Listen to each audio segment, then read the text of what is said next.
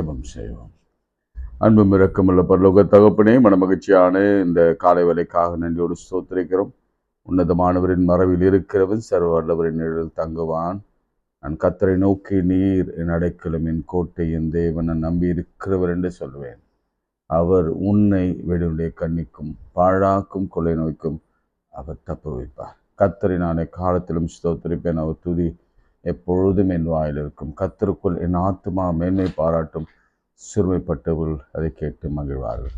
எலியாவின் தேவன் எங்களை இம்மட்டுமாய் ஆச்சரியமாய் எலிசாவை நடத்தினது போல எங்களை நடத்தி வருகிற கிருபைக்காக நன்றியோடு ஸ்தோத்திரிக்கிறோம். குறைவுகளிலே கர்த்தருடைய பூரணமான நிறைவை காண்கிறோம். பலவீனத்திலே கர்த்தருடைய பலனை காண்கிறோம். சுகவீனத்திலே கர்த்தருடைய சுகத்தை காண்கிறோம். எங்கள் வியாதிகளிலே கர்த்தருடைய வல்லமையை பார்க்கிறோம். உடைய தழும்புகளாலே நாங்கள் குணமாக்குறோம். அதற்காக நமக்கு நன்றி செலுத்துகிறோம் சுவாமி. ஆண்டவரே, இந்த இரவு முழுவதும் பகல் முழுவதும் காத்த கர்த்தர் தகப்பனையும் தாயையும் பிள்ளையும் மனைவியையும் கணவனையும் அதே போல பேர பிள்ளைகளையும் பாதுகாத்த கர்த்தர் எங்கள் ஆஸ்தி, எங்களுடைய உழைப்பு, எங்களுடைய வேலை, எங்களுடைய பிஸ்னஸ் எல்லாவற்றையும் பாதுகாத்து பராமரித்து ஆசீர்வதித்த எங்கள் கர்த்தர் எங்களோடு கூட இருக்கிறபடினால் நமக்கு நன்றி செலுத்தி ஸ்தோத்திரி. எல்லாம் வாய்களை திறந்து சொல்லுங்கள். என் ஆத்துமாவே கர்த்தரை ஸ்தோத்திரி, என் முழுமே அவர் பரிசுத்த நாமத்தை ஸ்தோத்திரி. என் ஆத்துமாவே கர்த்தரை ஸ்தோத்திரி. கர்த்தர் செய்த சகல உபகாரங்களை மறவாதே. அவர் உன் அக்கிரமங்கள் எல்லாவற்றையும் மன்னித்து உன் பிராணனை அழிவுக்கு விலக்கி மீட்டு நன்மையினாலே கிருபையினாலே முடி சொல்லி இந்த வாக்குத்தத்தத்தை ஆண்டவரை நாங்கள் விசுவாசிக்கிறோம், நம்புகிறோம். அந்த வாக்குத்தத்தத்தை நாங்கள் பற்றி பிடித்துக் கொள்கிறோம். அவ்வளோ பவர்ஃபுல் வாக்குத்தத்தத்தை கொடுத்திருக்கிறது. ஸ்தோத்திரம். நானே உன் பரிகாரம் என கர்த்தர் யுகத்தில் வரப்பண்ணின ஒரு வாதியை நான் உனக்கு வரப்பண்ணின சொன்னவர். இந்த தழும்புகளாலே குணமாக்குறோம். இயேசுவின் நாமத்தில் ஜெபிக்கிறோம் பிதாவே, ஆமேன். என்னை உண்டாக்கின தேவன் தூங்குவதும் இல்லை, உறங்குவதும் இல்லை. என்னை உண்டாக்கிய என் தேவாதி தேவன் அவர் தூங்குவதும் இல்லை, உறங்குவதும் இல்லை. உண்டாக்கிய என் தேவாதி தேவன் அவர் தூங்குவதும் இல்லை, உறங்குவதும் இல்லை. என்மேல் அவர் கண்ணை வைத்து ஆலோசனை சொல்லுவார், சத்தியத்தின் பாதையிலே நித்தமும் நடத்துவார். என்மேல் அவர் கண்ணை வைத்து ஆலோசனை சொல்லுவார், சத்தியத்தின் பாதையிலே நித்தமும் நடத்துவார். பரிசுத்த ஆவியார் உள்ளத்தை நிரப்புவார், பரிசுத்த ஆவியார் உள்ளத்தை நிரப்புவார். பரிசுத்தர் அவர் பெயரே. என்னை உண்டாக்கிய என் தேவாதி தேவன் அவர் தூங்குவதும் இல்லை, உறங்குவதும் இல்லை. பலவீன நாட்களிலே பலன் தந்து தாங்குவார், பலவித சோதனையில் ஜெயம் நமக்கு அளிப்பார். பலவீன நாட்களிலே பலன் தந்து தாங்குவார், பலவித சோதனையில் ஜெயம் நமக்கு அளிப்பார். ஆபத்து காலத்தில் அரணான கோட்டையும், ஆபத்து காலத்தில் அரணான கோட்டையும், கேடகமும் துருகமும் பெலனவரே. என்னை உண்டாக்கிய என் தேவாதி தேவன் அவர் தூங்குவதும் இல்லை, உறங்குவதும் இல்லை. என்னை உண்டாக்கிய என் தேவாதி தேவன் அவர் தூங்குவதும் இல்லை, உறங்குவதும் இல்லை. ஆவியான தேவனுக்கு ரூபம் ஒன்றும் இல்லையே, ரூபம் இல்லை ஆகையால் சொரூபம் ஒன்றும் இல்லையே. ஆவியான தேவனுக்கு ரூபம் ஒன்றும் இல்லையே, ரூபம் இல்லை ஆகையால் சொரூபம் ஒன்றும் இல்லையே. வாஞ்சியுள்ள ஆத்துமாவின் இதயம் தன்னிலே, வாஞ்சியுள்ள ஆத்துமாவின் இதயம் தன்னிலே, வார்த்தையாலே பேசுகின்ற ஆண்டவர் இவர். உண்டாக்கிய என் தேவாதி தேவன் அவர் தூங்குவதும் இல்லை, உறங்குவதும் இல்லை. என்னை உண்டாக்கிய என் தேவாதி தேவன் அவர் தூங்குவதும் இல்லை, உறங்குவதும் இல்லை. கைகளை உயர்த்து. ஆண்டவரே,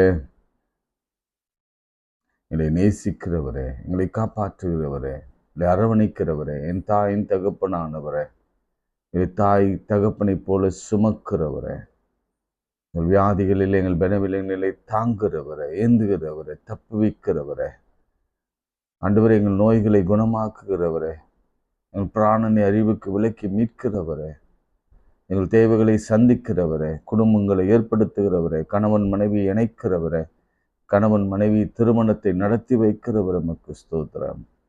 பிரிந்த குடும்பங்களை இணைக்கிறவரே, வறுமையிலே, வியாதியிலே, பலவீனத்திலே, சோர்வின் மத்தியிலே உம்மை நோக்கி கூப்பிடுகிற பொழுது என்னை நோக்கி கூப்பிடு, அப்பொழுது நான் மறு உத்தரவு அருளி செய்து நீ எட்டாததும் அறியாதமான பெரிய காரியங்களை நான் செய்வேன் என்று சொன்னவரை, செய்து கொண்டிருக்கிறவர், ஆச்சரியமானவரே.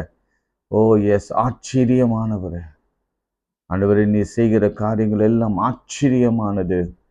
ஆண்டவரே, நீர் அதிசயங்களை செய்கிற கர்த்தர். யோபுவை போல நாங்கள் உம்முடைய சமூகத்தில் உம்மை ஸ்தோத்தரிக்கிறோம்.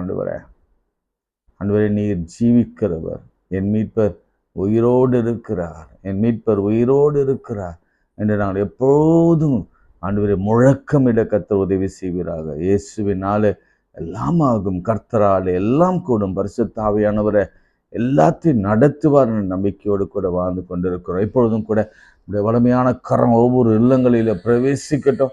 நம்முடைய வல்லமையான கரம் ஒவ்வொரு குடும்பங்களிலும் பிரவேசிக்கட்டும். நம்முடைய வல்லமையான கரம் ஒவ்வொருவரையும் தொடட்டும். இயேசுவின் நாமத்தில் வாழ்க்கையை மாற்றட்டும், திருப்பு முனைகளை ஏற்படுத்தட்டும், புதிய புதிய பார்வைகளை கொடுக்கட்டும், புதிய வாழ்க்கையின் அர்த்தங்களை கொடுக்கட்டும். ஆண்டவரை எழும்பி நடக்கட்டும், ஜீவனை கொடுக்கட்டும். ஜீவன் இல்லாதவர்களுக்கு ஜீவனை கொடுங்க ஆண்டவரே. அந்த ஜீவன் பரிபூர்ணமாய் கொடுங்க இயேசுவின் நாமத்தினாலே. கடனில் இருக்கிற வாழ்க்கையை கர்த்தர் மாற்றி கடன் இல்லாத வாழ்க்கையை கர்த்தர் கொடுத்து ஆசீர்வதிங்க சுவாமி.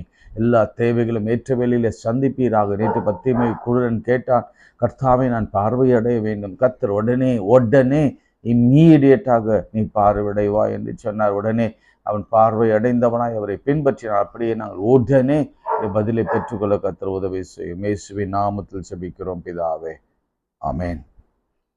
நேற்று நாம எப்படி கர்த்தர் ஆண்டவர் இயேசு பர்த்திமேயுவின் பார்வைய அவர் ஆச்சரியமாய்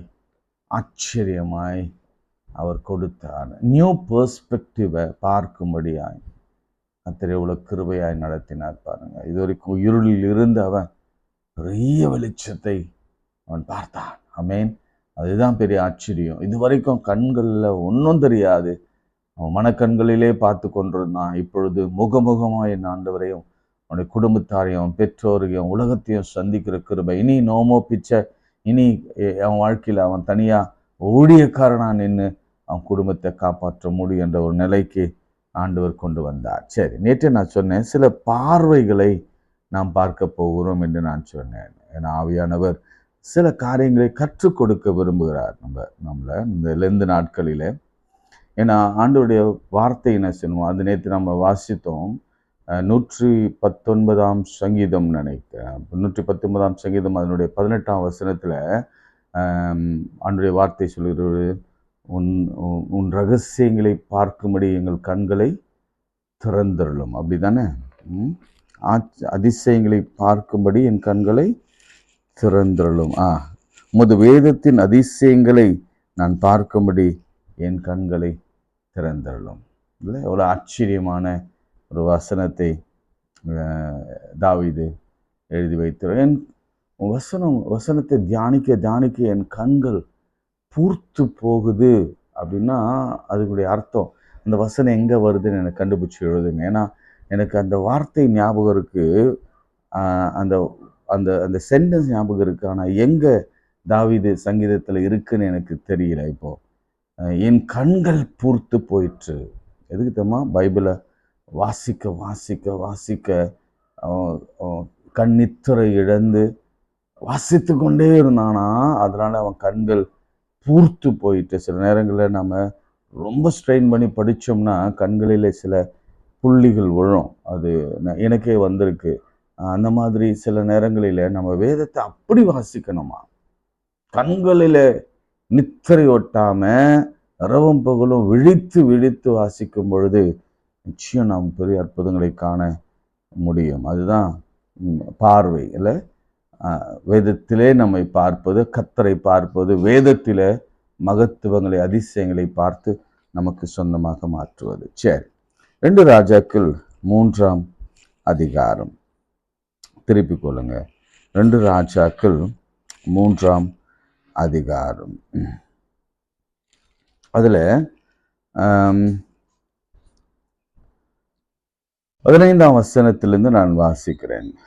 இந்த நிகழ்ச்சி நீங்கள் வீட்டில் கொஞ்சம் வாசிங்க. அதற்கு நான் 14 வாசிக்கிறேன், கொஞ்சம் உங்களுக்கு புரியும்.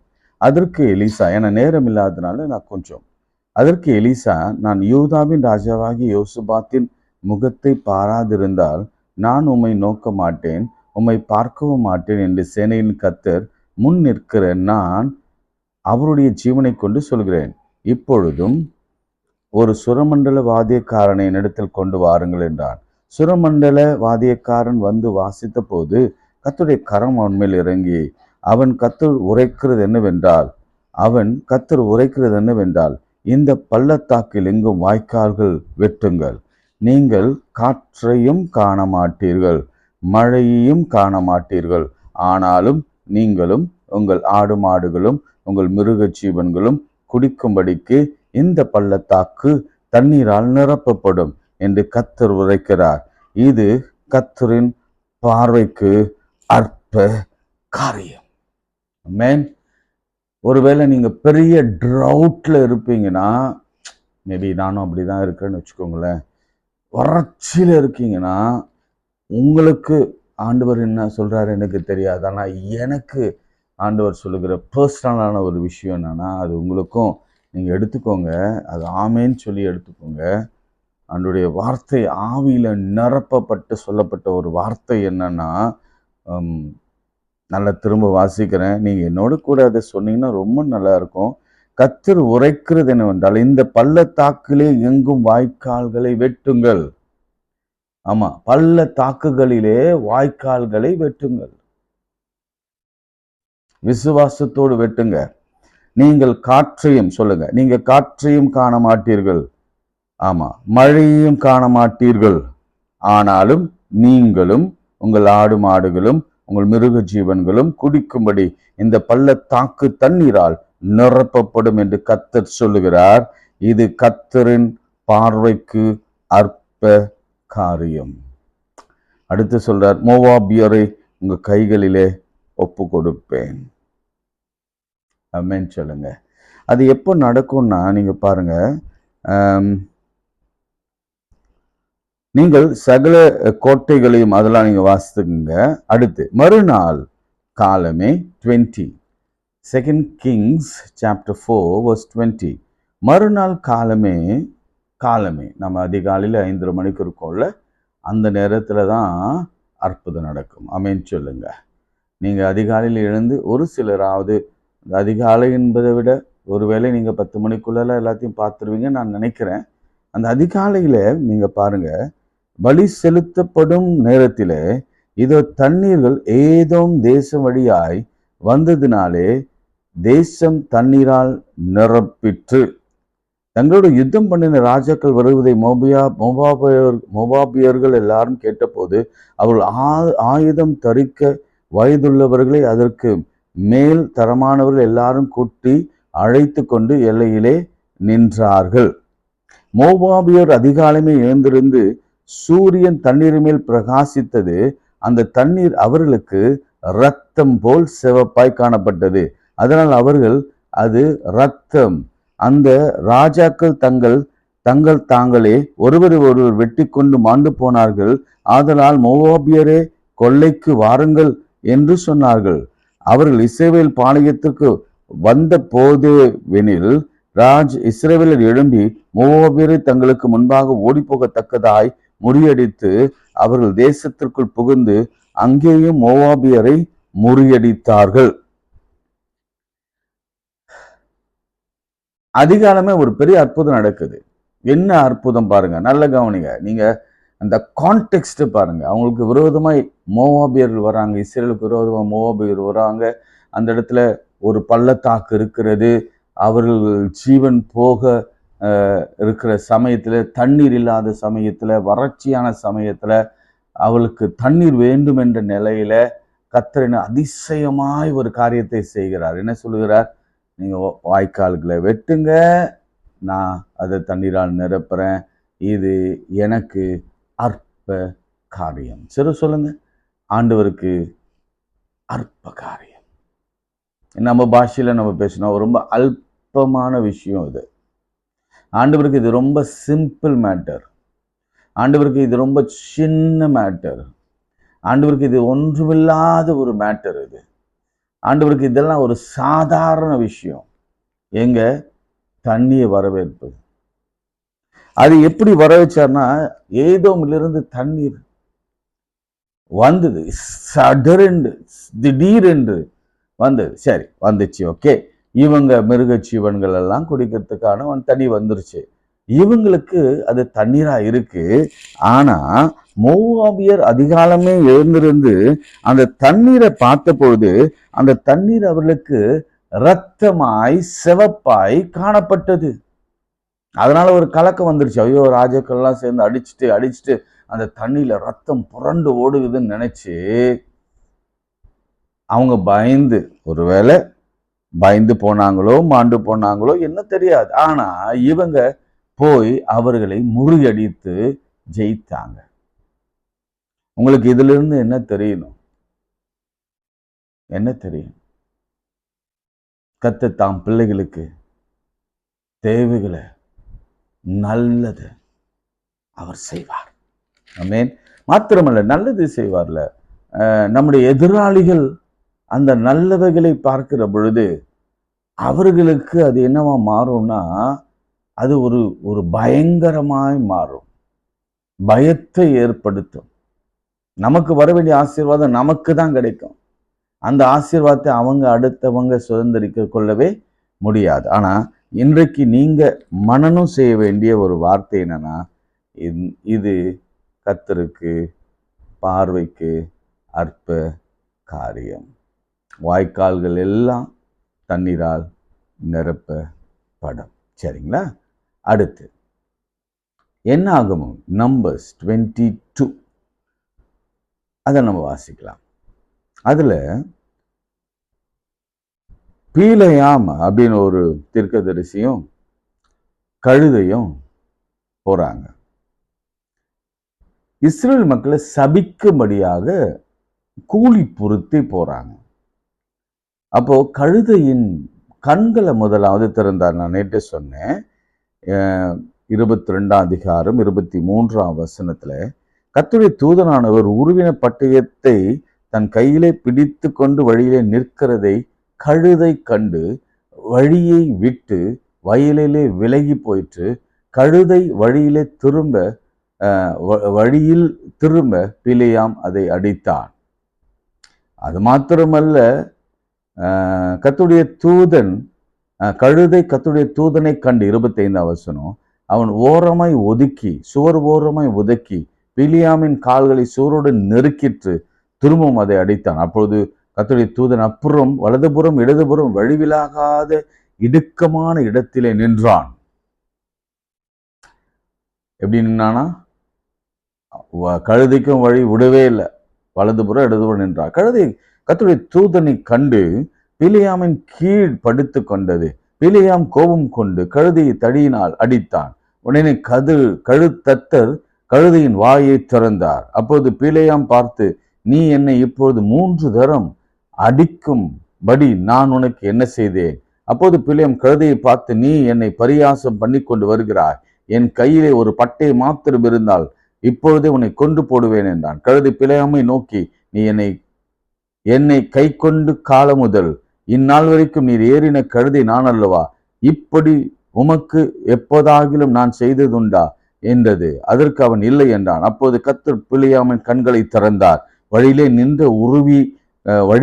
நின்று உருவின பட்டயத்தை தம்முடைய கைகளிலே பிடித்திருந்த கர்த்தருடைய தூதனை அவன் கண்டு தலை குனிந்து முகங்குப்புற விழுந்தான். கர்த்தருடைய தூதனான் அவனை நோக்கி, நீ உன் கழுதை இதோடு கூட 3 தரம் அடித்தது என்ன? உன் வழி எனக்கு மாறுபாடா இருக்கிறதுனாலே நான் உனக்கு எதிரியாய் புறப்பட்டு வந்தேன். எதிரியாய் புறப்பட்டு வந்தேன். ஆண்டவருக்கு விரோதமா எதுவுமே செய்ய முடியாது. இந்த இடத்துல இன்னொரு பார்வையை நான் உங்களுக்கு சொல்லிடுறேன். அப்போஸ்தலனாகிய பவுல் ஆண்டவருடைய சீஷர்களை துன்புறுத்தி, ஏன் ஸ்தேவான் கொல்லப்படும் பொழுது ஸ்தேவானின் உடைகளை வைத்திருந்தவன் தான் இந்த பவுல். ஆண்டவர் ரொம்ப தமஸ்கு போற வழியில கேட்கிறாரு, முள்ளில் உதைக்கிற ஒரு பெரிய வெளிச்சம் வருகிறது. வெளிச்சம் வந்தவனே ஒரு சத்தம் வருகிறது. அந்த சத்தத்துல கர்த்தருடைய வார்த்தை வருகிறது, முள்ளில் உதைக்கிறது உனக்கு கடினமா? அப்படின்னா என்ன தெரியுமா? டேய் தம்பி, எட்டி உதைக்கிறது யாரு தெரியுமா? நீ ஒரு முள்ள உதைச்சா யாருக்கு நஷ்டம்? இல்லை, உன் காலில் தான் அது பொக்கும். பல வேளைகளை நம்ம சொல்லுவோம், முள்ளு காலில் குத்திக்கிச்சின்னு சொல்லுவோம். நம்ம போய் காலை கொண்டு போய் முள்ளாக வச்சிருக்கிறோம். ஆனால் நம்ம சொல்கிற வழக்க சொல்ல என்ன, முள்ளு காலில் குத்திக்கிச்சுப்பா அப்படின்னு சொல்லுவோம்ல. ஆனால் ஆண்டவர் ரொம்ப தெளிவாக சொன்னார், நீ முள்ளில் உதைக்கிறது உனக்கு கடினமா? நடந்தது என்ன தெரியுமா? கண்கள் போயிற்று. 3 நாள் அனனியா வரை தீர்க்கதரிசிகிட்ட போறான். 3 நாள் உபவாசம். நமது உபவாசத்தை பற்றி தான் பேசிக்கொண்டிருக்கிறோம். பனிஷ்மெண்ட்ல ஒரு உபவாசம். எப்படி யோனா பனிஷ்மெண்ட்ல ஒரு உபவாசம் 3 நாள் இருந்தானோ மீன் வயிற்றுக்குள்ள, அதே போல 3 நாள் பவுல் உபவாசம் இருந்து அவன் ஜெபித்து கொண்டே இருந்தான். அப்பதான் கர்த்தர் சொல்றார், இல்லை அவன் பார்வை அவன் ஜெபித்த பொழுது, தீர்க்கதரிசி ஜெபித்த பொழுது கண்களிலிருந்து செதில்கள் விழுந்தது. அப்போது அவன் பார்வை அடைந்தவனாய் ஆண்டவருக்கு மீண்டும் ஊழியம் செய்யும்படி, ஜீவனையும் கொடுக்கும்படி அவன் புறப்பட்டு போனான். அதனால நீங்க திடன் கொள்ளுங்க, ஆண்டவருக்கு முன்பாக எவனும் இந்த உலகத்திலே நிற்க முடியாது. நல்ல சத்தமா ஒரு ஆமேன்னு சொல்லுங்க பார்ப்போம். உங்க வீட்டில் உங்க மருமக ஆண்டவருக்கு விரோதமா நிற்கிறானா? உங்க மருமக நிற்கிறாளா? அல்லது யாராவது ஆண்டவரை ரொம்ப இலக்காரமா பேசி கொண்டிருக்கிறாங்களா? யாராவது ஆண்டவரை ரொம்ப மதிப்பில்லாம தரைகுறா பேசி கொண்டிருக்கிறாங்க குடும்பத்துல? தவறா நீங்க பெண் கொடுத்துட்டீங்க, தவறா மாப்பிள்ளை எடுத்துட்டீங்க, பரவாயில்ல, ரொம்ப கேவலமா பேசுறாங்களா? விட்டுருங்க. கழுதை கண்களை திறப்பார், கழுதையின் வாயை திறப்பார், இடுக்கமாய் சுவரிலே நெருக்குவார், பயணம் தடைப்படும். பாருங்க, உன்னை வழியில உன்னை உனக்கு நான் எதிரியாய் வந்தேன். ஆமீன் சொல்லுங்க.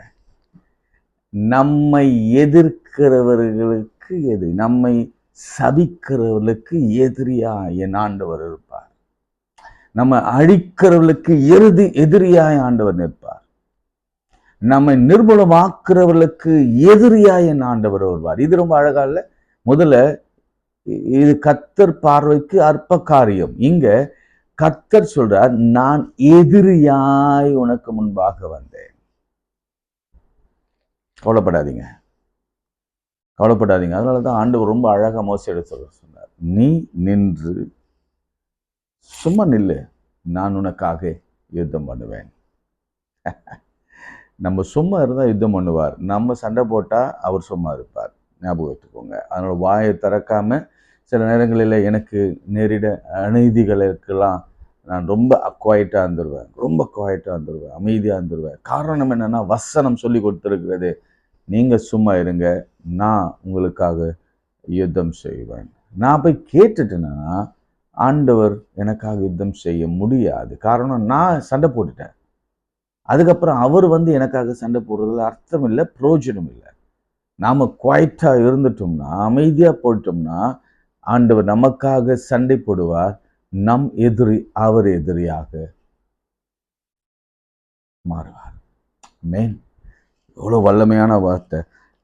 இந்த இந்த இந்த அதிகாரம் முக்கியமா நீங்க பாத்தீங்கன்னா, அவர் ஆண்டவர் சொல்லி அனுப்புவார், நான் என்ன சொல்லணும் அதை மாத்திரம் சொல்லு. அதுக்கு முன்னாடி சொல்வார், நான் ஆசீர்வதிப்பேன், இஸ்ரவேலை ஆசீர்வதிப்பது எனக்கு பிரியம், ஒரு நாள் நான் இஸ்ரவேலை சபிக்க மாட்டேன். அதுதான் அவர் சொல்லுவார். அதில் முக்கியமாக சில வசனங்களை நான் சொல்லிட்டு நான் ஜெபிக்கிறேன். அதே 23ஆம் அதிகாரம் கர்த்தர் 16ஆம் வசனம் 16 and Numbers 23:16. கர்த்தர் பீலியாமை சந்தித்து அவன் வாயிலே வசனத்தை அருளி, நீ பாலாக்கிடத்திலே திரும்ப போய் இவ்விதமாய் சொல்லக்கொடுவாயாக. அவனிடத்தில் அவன் வருகிறது போது அவன் மோவாபின் பிரபுக்களோடு கூட தன்னை சர்வாங்க தகன பலியினிலே நின்று கொண்டிருந்தான். பாலாக் அவளை நோக்கி கர்த்தர் என்ன சொன்னார் என்று கேட்டான். அப்போது அவன் தன் வாக்கியை எடுத்துரைத்து பாலாக்கே, எழுந்தருளும், கேளும். சிப்போரின் குமாரனே, எனக்கு செவிக்கொடும். பொய் சொல்ல தேவன் ஒரு மனிதன் அல்ல. கர்த்தர் பார்வைக்கு அற்பமான காரியம். நம் எதிரி கர்த்தரின் எதிரி, கர்த்தரின் எதிரி. நம் எதிரி கர்த்தரின் எதிரி. ஆமென் சொல்லுங்க. மூணாவது, அவர் பொய் சொல்ல ஒரு மனிதன் அல்ல. நம் திருமறையில சொல்லப்பட்டு நமக்கு கொடுக்கப்பட்ட வாக்குத்தத்தங்கள் எல்லாம் உண்மை, 100% மேல உண்மை. மனமாற ஒரு மனுபுத்திரன் அல்ல. அவர் சொல்லியும் செய்யாதிருப்பாரோ, அவர் வசனத்தும் நிறைவேற்றாதிருப்பாரோ. இதோ ஆசீர்வதிக்க கட்டளை பெற்றேன், அவர் ஆசீர்வதிக்கிறார், அதை நான் திருப்பக்கூடாது. அவர் யாக்கோபின்லே அக்கிரமத்தை காண்கிறதில்லை, இஸ்ரவேலிலே குற்றம் பார்க்கிறதில்லை. அவருடைய தேவனாகிய கர்த்தர் அவளோடு கூட இருக்கிறார். ராஜாவின் ஜெய கம்பீரம் அவர்களுக்குள்ளே இருக்கிறது. தேவன் அவர்களை எகிப்திலிருந்து புறப்பட பண்ணினார். காண்டா மிருகத்தின் ஒத்த பெலன் அவர்களுக்கு உண்டு. யாக்கோபுக்கு விரோதமாய் மந்திரவாதம் இல்லை, இஸ்ரவேலுக்கு விரோதமாய் குறி சொல்லுதலும் இல்லை. தேவன் என்னென்ன செய்தார் என்று இன்னும் கொஞ்ச காலத்திலே யாக்கோபையும் இஸ்ரவேலையும் குறித்து சொல்லப்படும். அந்த ஜனம் துஷ்ட சிங்கம் போல எழும்பும், பால சிங்கம் போல நிமிர்ந்து நிற்கும். அது தான் பிடித்த இறையை பட்சித்து வெற்றுண்ட இரத்தத்தையும் குடிக்கும் மட்டும் படுத்து கொள்வது இல்லையா. இதெல்லாம் நான் விளக்கணும்னா நேரம் போதாது. நீங்க பைபிள் இதை கையை வச்சு சோமனுங்க. எவ்வளோ ஆசை ஆழம். நாளைக்கு வேணா கூட நான் இது ரொம்ப எலாபரேட்டா நான் பேசுறேன். எவ்வளோ ஆழம், எவ்வளோ ஆழம். கண்களை திறந்து அழகா எழுதுவோம். அந்த வசனம் நாம் பார்க்கணும். வசனிக்கிறது கண்களை திறந்தவர் வசனிக்கிறது ஆகுதுன்னு எங்க வருமே, அது எங்க வரும்? நான் 24ஆம் அதிகாரம் 4ஆம் வசனம் வாசிங்க. தேவன் அருளும் வார்த்தைகளை கேட்டு சர்வவல்லவரின் தரிசனத்தை கண்டு தாழ விழுந்த போது கண் திறக்கப்பட்டவன் விளம்புகிறது ஆவது. நாளைக்கு அதை பார்க்கலாமா? கண் திறக்கப்பட்டவன் விளம்புகிறதாவது. இன்னைக்கு நான் ரொம்ப சின்னதா ஒரு பிக்சரை கொடுத்திருக்கிறேன். என்ன பிக்சர் கொடுத்திருக்கிறேன்? யோசுபாத் காலத்துல தீர்க்கதரிசி சொன்ன பொழுது, அங்க வாய்க்கால்கள் வெட்டப்பட்ட பொழுது, அவர்கள் கீழ்ப்படிதலோடு வெட்டப்பட்ட பொழுது வாய்க்கால்களில் தண்ணீர்கள் நிரப்பப்பட்டது. இது கர்த்தருக்கு அற்ப காரியம். அவங்களுக்கு இரத்தமாய் தென்பட்டது. அவ்வளவுதான், மோவாபியர்களை முறியடித்தாங்க.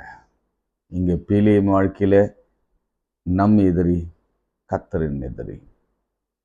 கண் திறக்கப்பட்டவன் விளம்புகிறதாவது. நாளைக்கு அதை பார்க்கலாமா? சொன்னலாம். கர்த்தாவே, பேசின வார்த்தைகளுக்காய் ஸ்தோத்திரம். சர்வ வல்லவர், நீர் பொய் சொல்ல ஒரு தேவன் அல்ல. நீர் உண்மை இல்லவன். மனமாற நீ மனு புத்திரனும் அல்ல. நீ சொல்லியும் செய்யாதிருப்பீரோ, அது வசனித்தும் அதை நிறைவேற்றாமல் இருப்பீரோ. நீ சொல்லுகிறதை செய்கிறவர் ஆண்டவர். நீ செய்கிறதா சொல்லுகிறவர். உமக்கு அப்படிப்பட்ட ஒரு வல்லமை உண்டு. கர்த்தாவை, இப்பொழுது என்னென்ன எங்களுக்கு வாக்கு கொடுத்திருக்கிறீரோ அந்த வாக்குகள் எல்லாம் நிறைவேற்றுவீராக. நீ கடன் கொடுப்பாய், அநேகருக்கு கடன் கொடுப்பாய், கடன் வாங்காதிருப்பாய். வாக்குத்தத்தத்தை நான் உனக்கு பலவீனத்தின் ஆவியை கொடாமல் பலமும் தெரிந்த புத்தியும் உள்ள ஆவை கொடுத்திருக்கிறேன். உன் நோய்கள் எல்லாம் குணமாக்கி உன் பிராணனை அழிவுக்கு விலக்கி மீட்டு நன்மையினாலே கிருபையினாலே உன்னை முடிசூட்டுகிறேன் என்று சொன்னவர். உன் வயது கழுக்கு சமமான வாழ வயது போல் ஆகிறது. திடன்கொள். யோசுவாவை பார்த்து ஆண்டவர் சொன்னார், பலன் கொண்டு திடமனதாயிரு. நீ போகிற இடமெல்லாம் நான் உன்னோடு கூட இருப்பேன். உனக்கு விரோதமாய் உருவாக்கப்படுகிற எந்த ஆயுதமும் வாய்க்காதே போகும். உனக்காக நான் யுத்தம் செய்வேன். என்னுடைய எதிரி உன்னுடைய எதிரி, உன்னுடைய எதிரி தான் என்னுடைய எதிரி. உனக்காக நான் யுத்தம் செய்வேன், நீ சும்மா இருப்பாய். ஆண்டவர் செய்த எல்லா வாக்குத்தத்தங்களும் ஆண்டவரை உபவாசத்தோடு அதிகாலையிலே தேடுகிறோம். ஆண்டவரை பவுல் உபவாசிக்க அவனுக்கு ஒரு டைம் 3 days கொடுக்கப்பட்டது. அவனை திரும்பவும் வாழ்க்கையில் மனமாற கர்த்தர் கொடுத்து இந்த 3 நாட்களில் கர்த்தர் அந்த கண்களிலிருந்து செதில்கள் விழுந்து அவன் இயேசுவை தெளிவாக பார்க்க ஆரம்பித்தான். அப்படியே நாங்கள் இயேசு கிறிஸ்துவை தெளிவாகவும் என் கர்த்தரை தெளிவாகவும் பார்த்து என் கர்த்தரின் கண்களுக்கு இது அற்ப காரியம் என்று புரிந்து கொள்ள உதவி செய்யும். இயேசுவின் நாமத்தில் ஜெபிக்கிறோம் பிதாவே, ஆமென். நமது ஆண்டவராகிய இயேசுவின் கிருபை, பிதாவாகிய தேவனுடைய அன்பு, பரிசுத்தாவின் ஐக்கியம் நம் அனைவரோடும் மீண்டும் மீண்டும் சதாக்கள் நிலைத்திருப்பதாக. ஆமென். ஹல்லேலூயா.